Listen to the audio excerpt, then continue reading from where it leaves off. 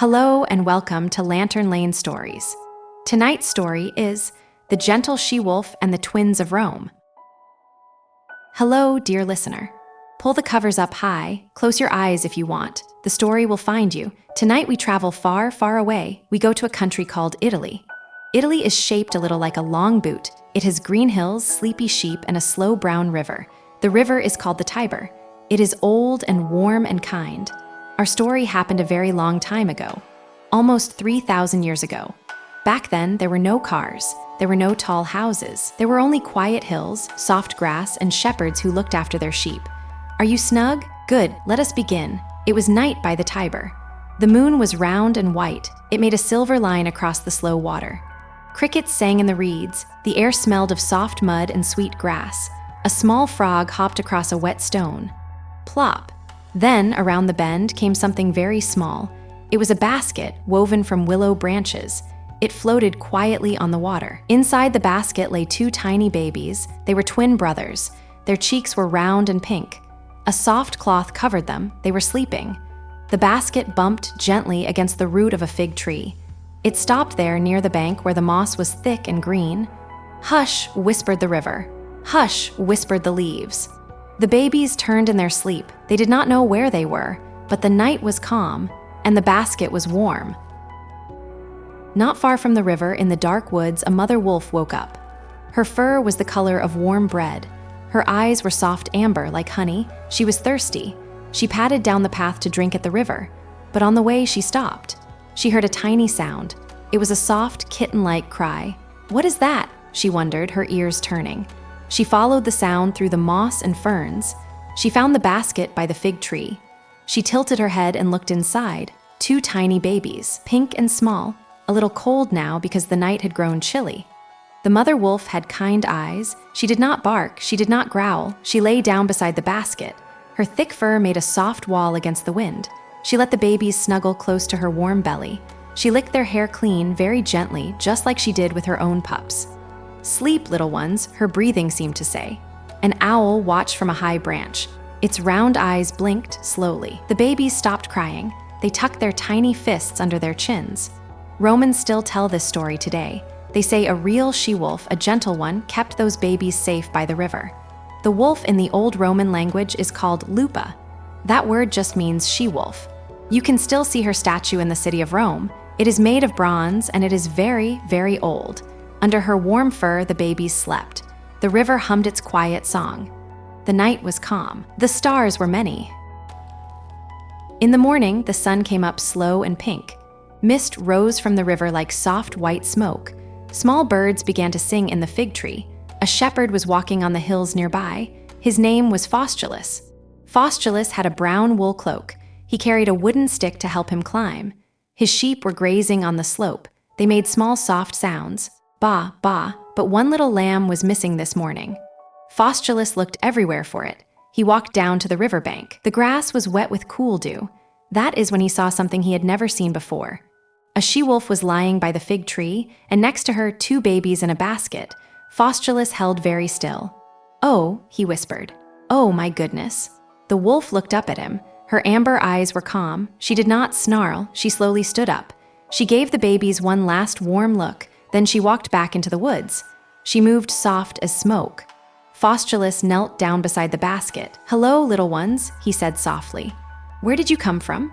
The babies blinked up at him. They had round, dark eyes and small noses. Faustulus carefully picked up the basket. He carried it home. His house was a small round hut on a hill. The roof was made of yellow straw. Smoke drifted out the top, smelling of warm bread. His wife was named Acca Larentia. She was kneading dough by the door. Her hands were dusted with flour. The bread smelled yeasty and good. Faustulus called, "Did you find the lamb?" "No," said Faustulus, "but look what I found." He showed her the basket. Acca Larentia gasped softly. She wiped her hands on her apron. "Two babies," she said. "Where in the world from?" "The river gave them to us," said Faustulus. Acca Larentia smiled. Her eyes filled with happy tears. She had wanted children for many years. "Then they are ours," she said. "We will raise them with love." She bent down and tucked the soft cloth around them. "This one," she said, "we will call Romulus. And this one," she said, "we will call Remus." The babies cooed. They reached out their tiny hands. That night, they slept inside the round hut, safe and full of warm milk. The straw roof crackled gently above them. Outside, the stars came out one by one. The years went by like water in the Tiber. The babies grew into boys, Romulus and Remus. Their skin was brown from the sun. Their arms grew strong from carrying lambs. They helped Faustulus on the hills every day. They learned the names of every plant. "This is rosemary," said Faustulus. "Smell it, it is good in soup." "This is wild thyme," said Acca Larentia. "It helps you when you have a cough." The boys played by the river too. They threw smooth stones into the water. They watched the silver fish dart between the reeds. On warm afternoons, they napped under the fig tree with the river singing nearby. When they were grown men, they wanted to do something new. "Father," said Romulus one evening, "we want to build a town." "A town?" said Faustulus, smiling. "Yes," said Remus. "A place for people to live together, with houses and small lanes." Faustulus nodded slowly. "A town is a fine thing," he said, "but you must choose a good hill." So the brothers walked all over the land near the Tiber. They counted 7 big hills, all close to the river. 7, their names were Aventine, Capitoline, Palatine, and 4 more.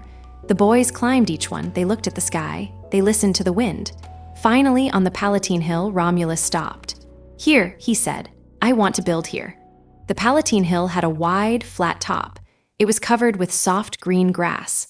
From the top, you could see the Tiber below, winding like a brown ribbon. Remus looked around. He nodded. "It is a good hill," he agreed, so the brothers got to work. Their friends came up to help. They cut pine branches and tied bundles of yellow straw. They mixed mud and clay with water in big wooden bowls. They built small round huts, just like the one they had grown up in. Then they walked all around the new town, slowly, in a big square. They scratched a soft line in the dirt as they went. This line was called the Pomerium. "Inside this line," said Romulus, "we will live together, we will help each other." That year was a very, very long time ago. Romans count from that very year. They say their city began in the year 753 before our calendar started counting. The brothers named their town after Romulus. They called it Roma. In English, we say Rome.